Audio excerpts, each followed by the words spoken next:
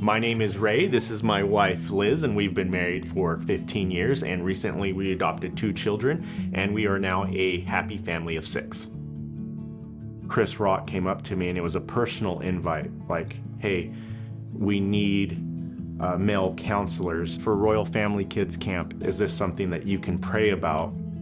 You didn't even have to pray that long. It was like already like God already set us up. Our heart posture was already there, like, hey, this is what I want from you.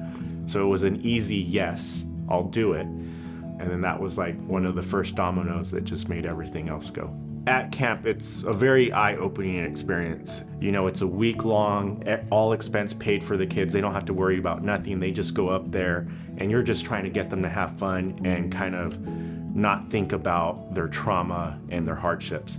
These kids really have some major trauma that they're coming from. So being able to be a part of them forgetting their trauma for a week and smiling, and some of these kids never have a birthday, so we have a birthday party up there for, and they're just so excited. They're unwrapping presents and they're eating cake. I mean, seeing a kid like eat, you know, it just, I don't know, it touches my heart. Like they're happy, they're eating, they're content.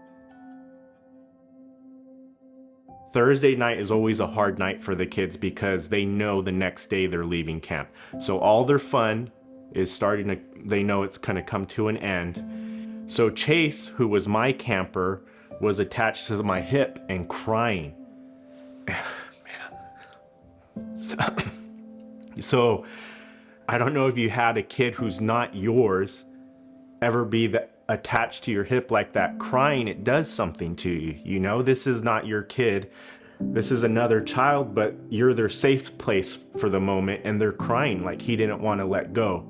And I immediately was thinking, like, how do I tell Liz, like, God's speaking?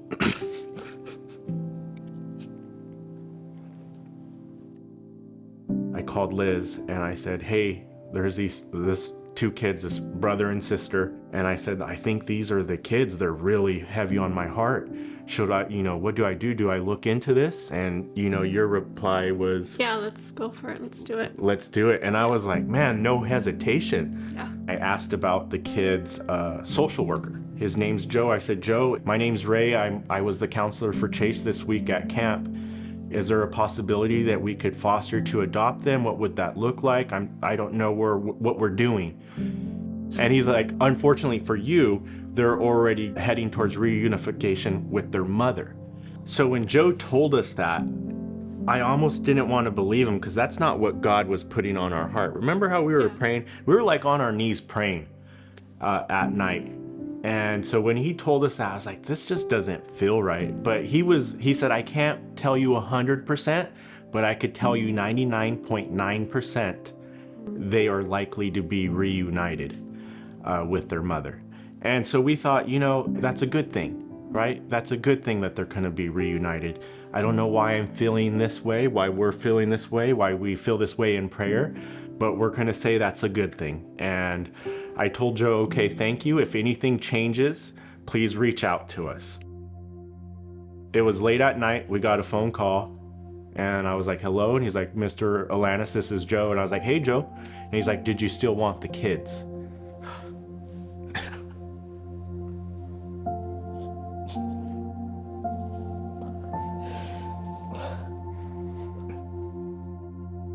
Yes, Joe, like, we want them. We'll do this. Statistically, because of Chase and Joyce's age, there was a very low chance of adoption. Right. Or fostering, because families want to foster or adopt young kids and then bring them up as they're young.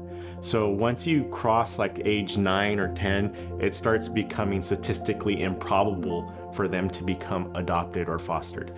But God had a different story for them, and I am so humbled, we are so humbled, so blessed that He chose us to change that for them. Like, the world said, okay, you're gonna go this way, but God said, no, like, that's not the story I have for them. I wrote this story for them. And for us to be, man, I get chills thinking about, like, He used us in that way to change their lives.